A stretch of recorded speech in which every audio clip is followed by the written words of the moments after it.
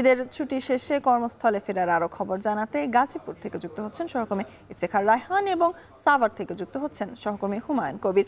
প্রথমে যুক্ত হতে চাই গাজীপুরে ইফতেখারের সাথে। ইফতেখার, আগামীকাল যেহেতু স্কুল খুলছে, আমরা মহাসড়কে কিন্তু প্রচুর একটি চাপের কথা বারংবারই বলা হচ্ছে। ঢাকা ময়মনসিংহ মহাসড়কের বর্তমান চিত্র আপনি কেমন দেখছেন?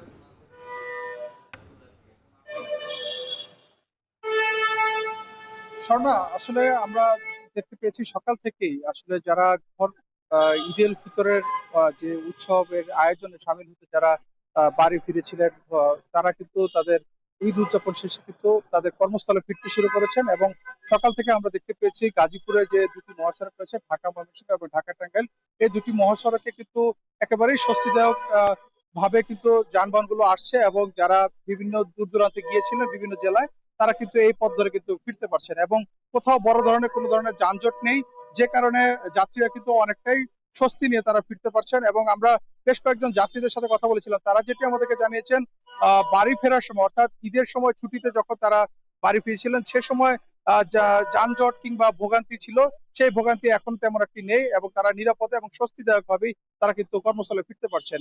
এবং এই মুহূর্তে যদি মহাসড়কের যদি পরিস্থিতি বলি, ঢাকা টাঙ্গাইল এবং ঢাকা ময়মনসিংহ এই দুটি মহাসড়কে কোথাও বড় ধরনের কোনো যানজটের সৃষ্টি হয়নি। তবে চান্দনা চৌরাস্তা এবং টঙ্গী স্টেশন রোড এবং চন্দ্রা ত্রিমোড় এলাকায় এই তিনটি পয়েন্টে কিছুটা জটলা তৈরি হচ্ছে, কারণ যেহেতু এই তিনটি স্পটই শিল্প কারখানা অধ্যুষিত, যে কারণে অধিকাংশ শিল্প কারখানা কিন্তু আগামীকাল থেকে কিন্তু খোলা হবে। আমরা শিল্প পুলিশের সাথে কথা বলেছিলাম, তারা যেটি আমাদেরকে গাজীপুরের শিল্প পুলিশের পুলিশ সুপার আমাদেরকে জানিয়েছেন, আজকে শনিবার 30% শিল্প কারখানা খুলেছে এবং আগামীকালকে বাকি যে 70% শিল্প কারখানা সেগুলো কিন্তু খুলবে, যে কারণে শেষ মুহূর্তে যারা শ্রমজীবী মানুষ রয়েছেন তারাই কিন্তু এই মুহূর্তে ফিরছেন এবং তারা তাদের প্রিয়জনদের সঙ্গে ঈদ উদযাপন শেখে স্বাভাবিকভাবে এবং স্বস্তিদায়ক ভাবে তারা কিন্তু নিজেদের নিজেদের আবাসস্থলে তারা ফিরে আসছে। তো এই ছিল আমার কাছে গাজীপুরের ঢাকা ময়মনসিংহ মহাসড়ক থেকে ঈদের ঘরে ফেরার কর্মস্থলে ফেরা মানুষের সবশেষ তথ্য।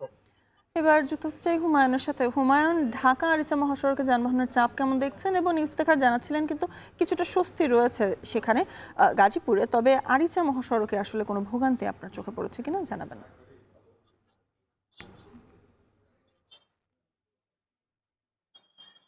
না, নারীর টানে বাড়ি ফেলা মানুষগুলো ইতিমধ্যে যান্ত্রিক শহরে কিন্তু ফিরতে শুরু করেছেন। বেশ কদিন ধরেই সরকারি এবং বেসরকারি সব ধরনের ছুটি কিন্তু ইতিমধ্যে শেষ হয়েছে এবং কর্মজীবী মানুষরা কিন্তু ইতিমধ্যে যান্ত্রিক শহর ঢাকা এবং শিল্পাঞ্চল সাভার আশুলিয়া ইতিমধ্যে পৌঁছেছেন।